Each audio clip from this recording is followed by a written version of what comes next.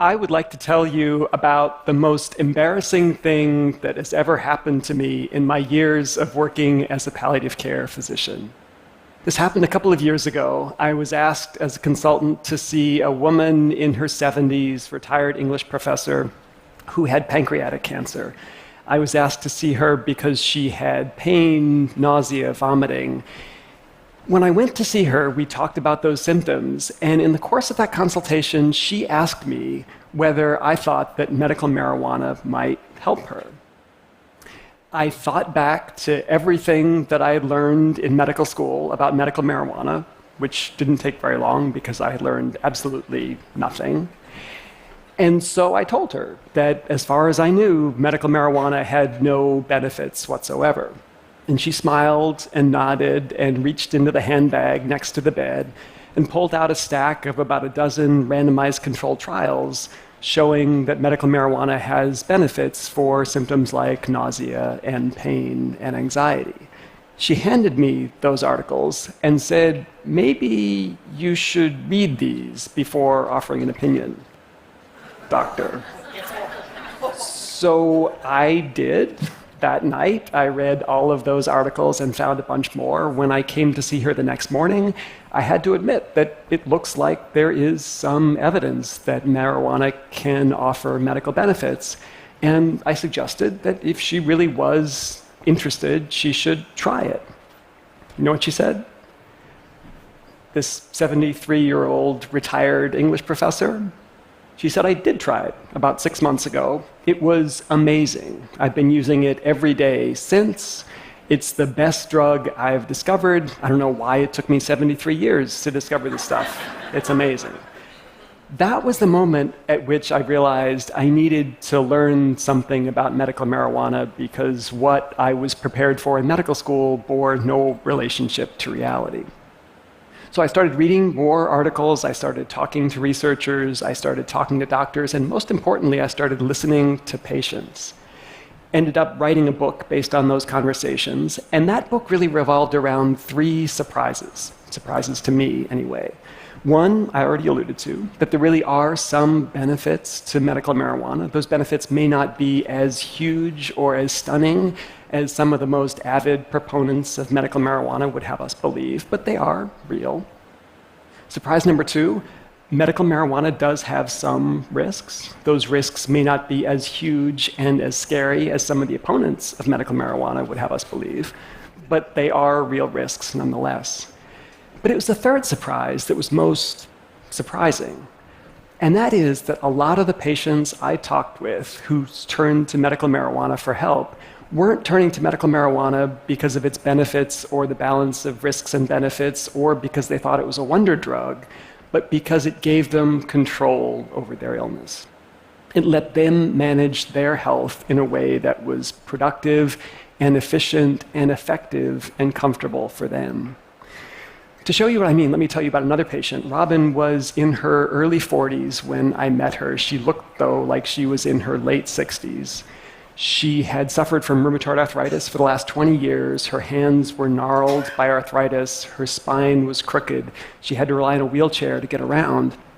She looked weak and frail, and I guess physically she probably was, but emotionally, cognitively, psychologically, she was among the toughest people I've ever met.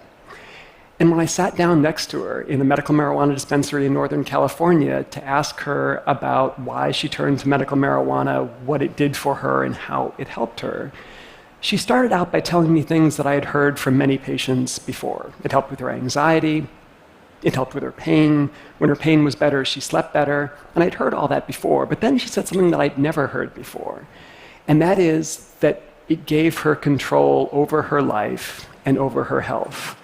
She could use it when she wanted, in the way that she wanted, at the dose and frequency that worked for her. And if it didn't work for her, then she could make changes. Everything was up to her. The most important thing she said was she didn't need anybody else's permission.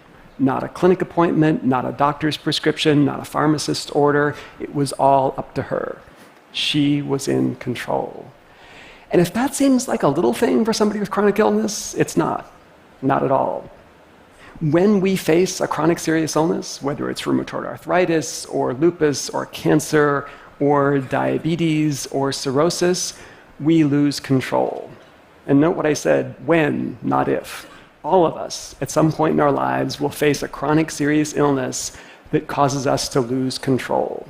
We'll see our function decline, some of us will see our cognition decline, we'll be no longer able to care for ourselves, to do the things that we want to do, our bodies will betray us, and in that process, we'll lose control. And that's scary. Not just scary, that's frightening, it's terrifying. When I talk to my patients, my palliative care patients, many of whom are facing illnesses that will end their lives, they have a lot to be frightened of. Pain, nausea, vomiting, constipation, fatigue, their impending mortality. But what scares them more than anything else is this possibility that at some point, tomorrow or a month from now, they're going to lose control of their health, of their lives, of their health care, and they're going to become dependent on others. And that's terrifying. So it's no wonder, really, that patients like Robin, who I just told you about, who I met in that clinic, turned to medical marijuana to try to claw back some semblance of control. How do they do it, though? How did these medical marijuana dispensaries, like the one where I met Robin, how do they give patients like Robin back the sort of control that they need? And how do they do it in a way that mainstream medical hospitals and clinics, at least for Robin, weren't able to? What's their secret? So I decided to find out. I went to a CD clinic in Venice Beach in California and got a recommendation that would allow me to be a medical marijuana patient. I got a letter of recommendation that would let me buy medical marijuana. I got that recommendation illegally because I'm not a resident of California. I should note that. I should also note, for the record, that I never used that letter of recommendation to make a purchase. And to all of you DEA agents out there, love the work that you're doing. Keep it up.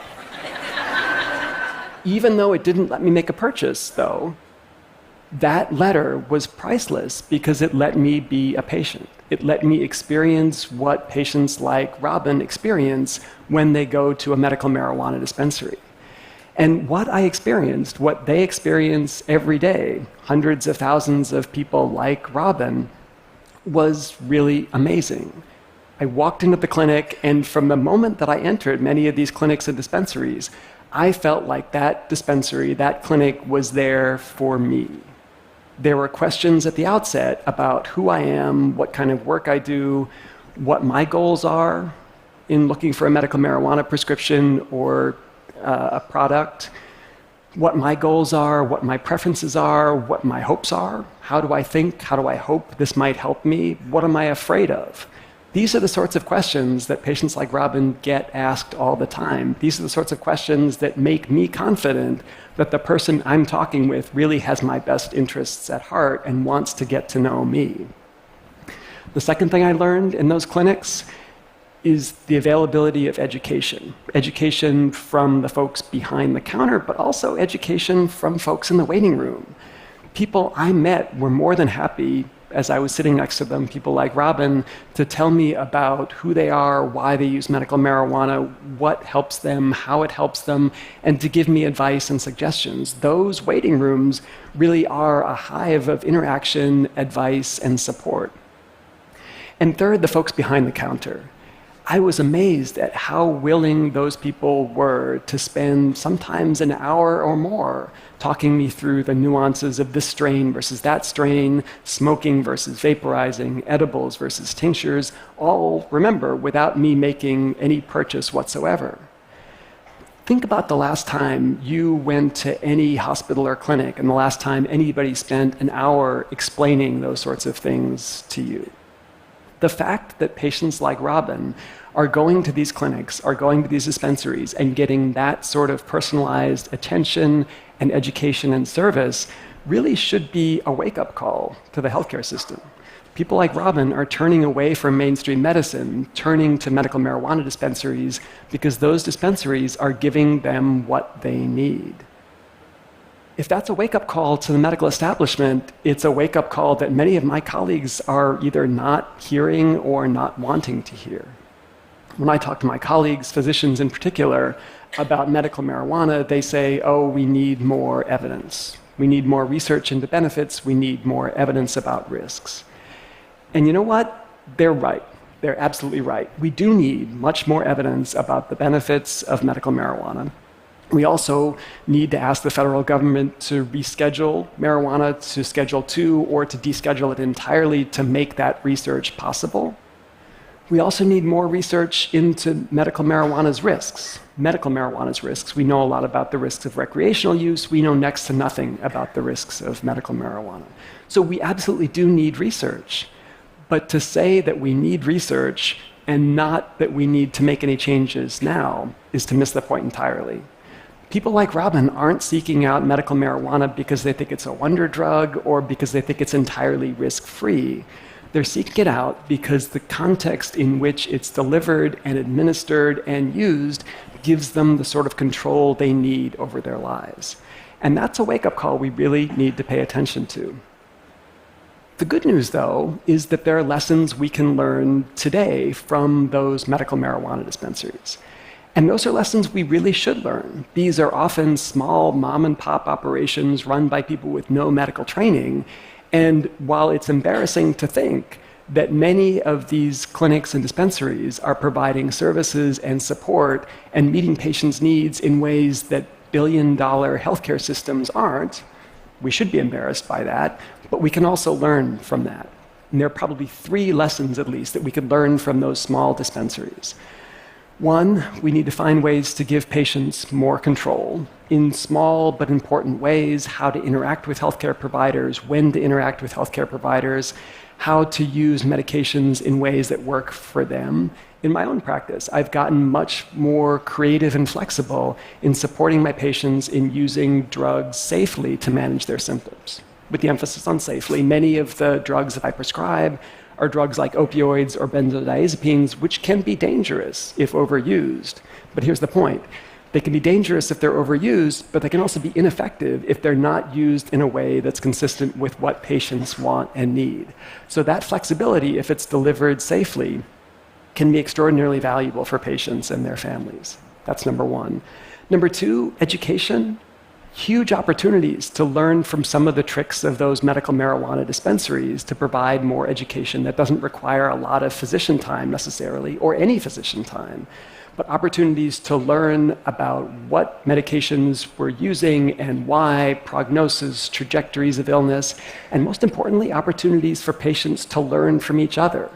How can we replicate what goes on in those clinic and medical dispensary waiting rooms, how patients learn from each other, how people share from each other. And last but not least, putting patients first, the way those medical marijuana dispensaries do, making patients feel legitimately like what they want, what they need is why, as healthcare providers, we're here. Asking patients about their hopes, their fears, their goals, and preferences. As a palliative care provider, I ask all of my patients what they're hoping for and what they're afraid of. But here's the thing, patients shouldn't have to wait until they're chronically, seriously ill, often near the end of life. They don't have to wait, they shouldn't have to wait until they're seeing a physician like me before somebody asks them, what are you hoping for? What are you afraid of? That should be baked into the way that healthcare is delivered. We can do this. We really can. Medical marijuana dispensaries and clinics all across the country are figuring this out. They're figuring this out in ways that larger, more mainstream health systems are years behind. But we can learn from them, and we have to learn from them. All we have to do is swallow our pride, put aside the thought for a minute that because we have lots of letters after our name, because we're experts, because we're chief medical officers of a large healthcare system, we know all there is to know about how to meet patients' needs. We need to swallow our pride. We need to go visit a few medical marijuana dispensaries. We need to figure out what they're doing. We need to figure out why so many patients like Robin are leaving our mainstream medical clinics and going to these medical marijuana dispensaries instead. We need to figure out what their tricks are, what their tools are, and we need to learn from them. If we do, and I think we can, and I absolutely think we have to, we can guarantee all of our patients will have a much better experience. Thank you.